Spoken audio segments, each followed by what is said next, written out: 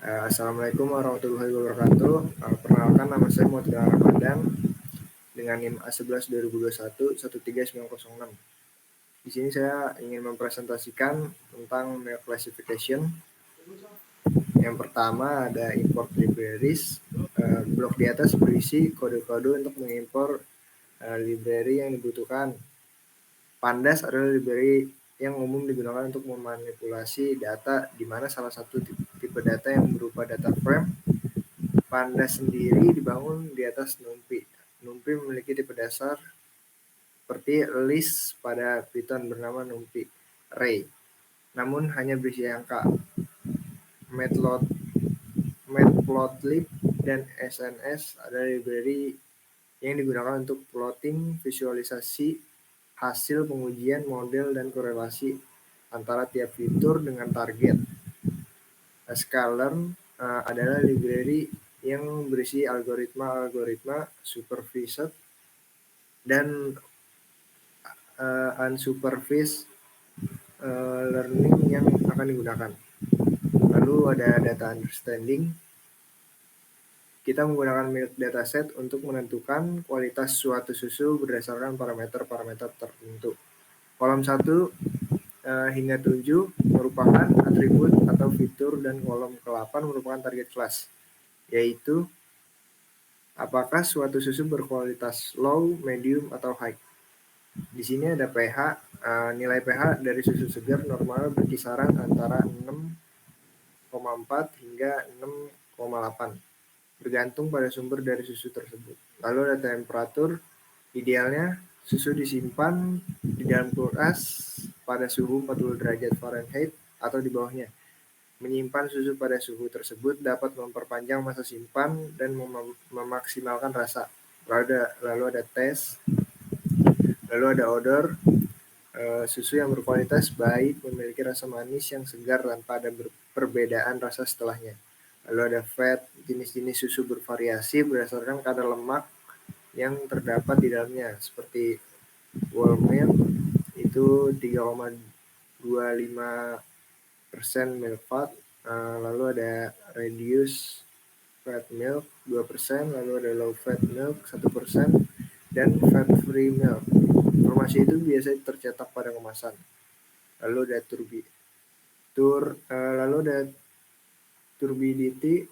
Keruhan pada susu dipengaruhi oleh kadar lemak yang terkandung dalam susu. Lalu ada color, lalu ada grade. Lalu bisa dilanjutkan oleh teman saya. Assalamualaikum warahmatullahi wabarakatuh. Perkenalkan, nama saya Novida Damayanti dengan NIM A11 2021 13882. Di sini saya akan membacakan tentang eksplorasi data. Yang pertama, menampilkan dimensi data. Data set di atas memiliki 1059 entries dan 8 kolom. Yang kedua, menampilkan informasi data. Describe digunakan untuk melihat deskripsi statistik data seperti mean, count, std, min, max, dll.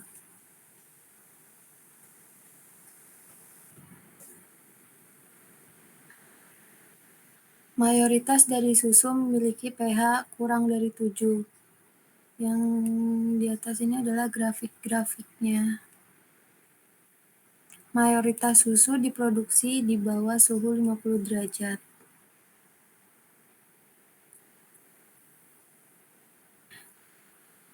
Data preparation and cleaning.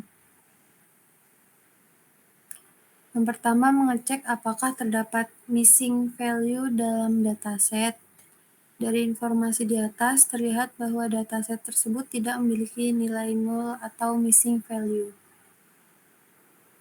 X berisi fitur-fitur yang akan digunakan, yaitu kolom 1-7, sedangkan Y berisi target kelas, yaitu grade susu. Load dataset. Pertama, membagi data menjadi train dan test data. Lu pikir ya? Perkenalkan, nama saya Ahmad Zulfikri Hadi dengan NIM A11 2021 13839. Di sini saya akan menjelaskan bagian load dataset. Yang pertama, membagi data menjadi train dan test data. Dataset dibagi menjadi data uji dan data latih dengan perbandingan 80% hingga 20%. Kemudian, scaling untuk X-train dan X-test. Fitur-fitur yang digunakan pada dataset di atas memiliki rentang nilai yang berbeda-beda, sehingga perlu dinormalisasikan terlebih dahulu. Salah satu cara yang dapat digunakan yaitu scaling menggunakan standar scalar.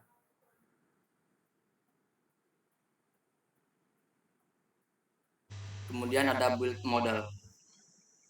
Perkenalkan, nama saya Raffi Aregino Kertapati dengan NIM A112021 13835. Di sini saya akan menjelaskan bagian build model. Untuk mendefinisikan air kosong, kita menggunakan model sama dengan array. Kemudian membuat array asosiatif berisi nama algoritma dan algoritma klasifikasinya dapat menggunakan codingan tersebut. Kami di sini menggunakan perbandingan antara decision tree, random forest, SVM, dan kemudian KNN. Kemudian untuk mendefinisikan seed dan scoring untuk menguji model dengan testing data, menggunakan seed sampai dengan 7, scoring sampai dengan akurasi. Kemudian coding-codingan selanjutnya bisa dilihat sendiri seperti itu, dan kemudian hasilnya akan mendapatkan decision tree 0,996457 atau 0,0054113. Kemudian random forestnya sama seperti decision tree, kemudian SVM 0,54894, kemudian KNN 0,990532.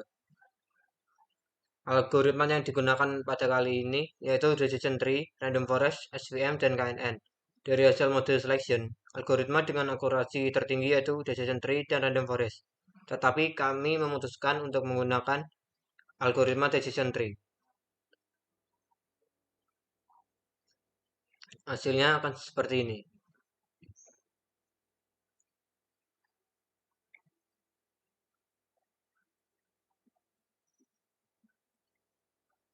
Kemudian precision recall, F1 score, dan supportnya hasilnya akan seperti itu jika di run. Kemudian ada confusion matrix dengan codingan seperti itu akan menampilkan hasilnya seperti ini. Kemudian ada penjelasan singkat mengenai 4 algoritma tadi, yaitu decision tree. Algoritma decision tree digunakan untuk membangun model prediksi berdasarkan pohon keputusan yang menggambarkan aliran keputusan dari akar hingga daun. Kemudian random forest. Random forest adalah sebuah metode ensemble learning yang menggabungkan beberapa contoh keputusan seperti decision tree secara acak. Kemudian ada SVM, support vector machine, adalah algoritma klasifikasi yang dapat digunakan untuk membangun model yang mampu memisahkan dua kelas dengan menggunakan upper plane yang optimal dalam ruang fitur. Kemudian yang terakhir adalah KNN. KNN adalah algoritma klasifikasi yang berdasarkan konsep kedekatan antara data. Sekian presentasi dari kelompok kami. Apabila ada kesalahan, kami mohon maaf. Wassalamualaikum warahmatullahi wabarakatuh.